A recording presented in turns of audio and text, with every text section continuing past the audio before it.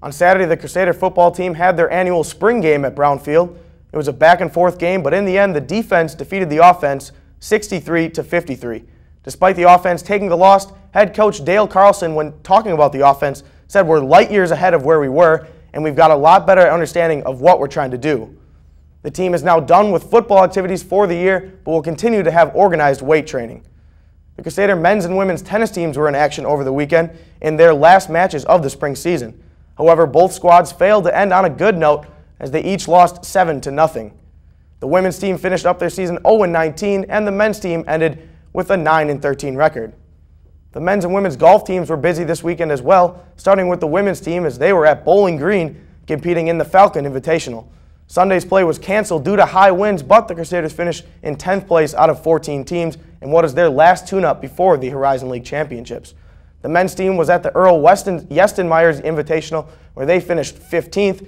Despite the tough outing, the Crusaders will now set their sights on the Horizon League Championships, which begin Friday, April 22nd. The softball team had a series against Youngstown State over the weekend. However, due to weather, there were no games played on Saturday, but on Sunday, the Brown and Gold won their first game 4-2, due in large part to Alex Legess throwing a complete game while only allowing 2 earned runs. The second game was all about offense, though, as the Crusaders had 14 hits on their way to a 14-11 victory over the Penguins. With the series sweep, Valpo improves to 25-17 overall and 8-6 within Horizon League play. The VU baseball team came into the weekend looking to extend their 6-game winning streak against the Youngstown State Penguins. The Crusaders dominated the first game of the series, beating the Penguins 11-1 behind Justin Frayne as he went 8 innings while only allowing 1 run on 5 hits and striking out 4 batters. With that performance, Frayne was voted the Horizon League Pitcher of the Week and has his earned run average dropping to an impressive 1.93. The second game of the series proved to be much closer, though. The Brown and Gold held a 2-0 lead all the way until the top of the 9th inning. The Penguins plated 3 runs in the top of the inning, including a David Leone 2 RBI base hit through the left side. That gave Youngstown State a 4-3 lead heading into the bottom of the 9th. Bobby Martin led off the inning with a single to right field. Then Ryan O'Gara, in a pinch hitting role, struck out swinging. So with 1 out and Martin on first, Michael Moorman hits a double down the line to give the Crusaders 2 runners in scoring position. Next batter was Andrew Bain, who was hit by a pitch to load the bases, and Kyle Goodell stepped up to the plate with a chance to win it for Valpo. Goodell, like the clutch player he is, took the 2-2 pitch and lined a single up the middle, which scored Moorman and Martin to win the game in walk-off fashion. The last game featured more late-inning heroics as the Crusaders scored 3 runs, including a 2 RBI double from Robbie Robinson in the 8th inning to grab the lead at 5-2. Kevin Wild shut the door in the 9th inning to seal the 5-2 win and the series sweep of the Penguins.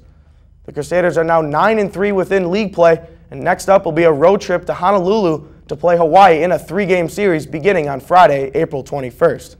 For updates on that game as well as the rest of Crusader Athletics, log on to valpoathletics.com. That's all from the Shield Sports Desk. I'm Drew Taylor. Thanks, Drew. Well, we've seen a couple of snowflakes mixed in with this rain that we've been having these last couple of days. Hopefully the rain won't last. Now we'll go to meteorologist Derek Janilis with the weather. Good evening, everyone. Well, high pressure has been dominating our weather across the area, keeping temperatures cool, but the weather dry. That will not last as we head through the day, Thursday and Friday. That high will push off to our east, and in its wake, we have a storm system to our southwest. This is going to be the main weather maker as we head through the day, Friday into Saturday. The good news is that that storm system will be very quick moving, and watch it go as we go through Friday into Saturday. And what that means is that we won't get too much rain out of this system, and that we'll get warmer temperatures faster as we head into Easter Sunday. So some of the weather headlines you can expect for the rest of the weekend. Periods of showers Friday and Saturday. It won't be a washout by any means, but keep that umbrella handy as you head out this weekend. Slight chance of rain Easter Sunday. We're thinking that the rain will hold off until Monday. We have another storm system on the horizon, but it's going to be slow moving, so Sunday should be mostly sunny with a high of 60 degrees. And warmer temperatures are on the way, so we just have to get through tomorrow, and then we'll finally get temperatures closer to average. But that won't happen tonight. The low of 31 degrees and partly cloudy conditions. Keep that winter coat handy. As you head through tomorrow, you'll definitely need a coat for that too. Mostly sunny conditions, and it's still a good 15 to 20 degrees below where it should be this time of year. Going through your 5-day forecast, Friday and Saturday are going to be the rainiest of the weekend. Especially on Friday, we see scattered thunderstorms when that storm system is moving through our area. Saturday morning, the rain should stop, but we can expect cloudiness through the rest of the day. Sunday is looking to be quite nice, the slight chance of rain as we head to the evening, but that rain should hold off till Monday when we experience light showers, but a high of 64 degrees. For the Storm Shield Weather Team, I'm Derek Janulis. Thanks, Derek. In more Valpo news, the National Day of Silence was held across the country, including here at Valparaiso University. It is a project of the Gay, Lesbian, and Straight Education Network. Those that participate in this student-led day of action take a vow of silence. The purpose is to bring attention to the name-calling, bullying, and harassment that those in the lesbian, gay, bisexual, and transgender community face. We do a silent protest outside of between the VUCA and the Union. And we have people with signs that say, you know, silence speaks, and we stand out. A lot of people wear duct tape on their mouths for the wow factor or whatnot. I think that the most important thing is that it's in support of people who have been bullied for their orientation or their identity, and that's not something that should happen to anybody. They don't deserve it. And so just to get the awareness out there that this does happen, it'll help people become more proactive against that kind of thing going on. According to dayofsilence.org, those that choose to participate do have a right to remain silent between classes and times of social interaction. Participants do not have the right to stay silent during instructional time if a teacher requests a participant of the Day of Silence to speak. On Saturday afternoon, students at Valpo came together for an afternoon of music, dancing, food, and festivities. The event was a Taste of the World event, including spring music and a dance festival.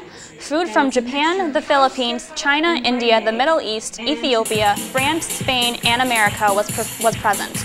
The event was sponsored by an Office of Multicultural Programs and the International Student Community of Valpo. The ELCA University Pastor Search has been completed, and Reverend Charlene Cox has been appointed. Cox will direct and supervise campus ministries at Valpo through leadership, management, and coordination, including the Chapel of the Resurrection, the new Institute for Leadership and Service, and the Center for Church Relations. Cox will succeed former university pastor Darlene Grega, whose death was remembered with a candlelight vigil recently. That's all from this week's Shield. Come back next week for the latest Valpo news. I'm Justin Thompson. And I'm Molly Smirka. Have a great night, Valpo.